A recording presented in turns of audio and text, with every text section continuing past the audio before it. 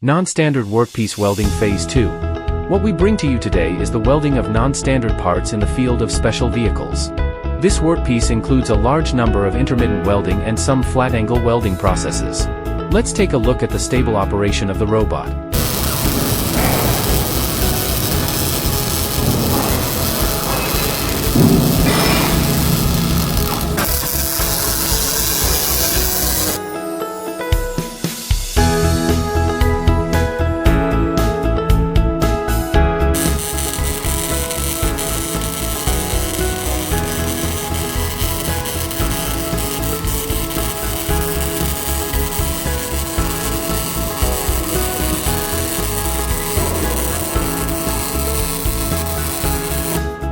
Our welding robots have a wide range of applications.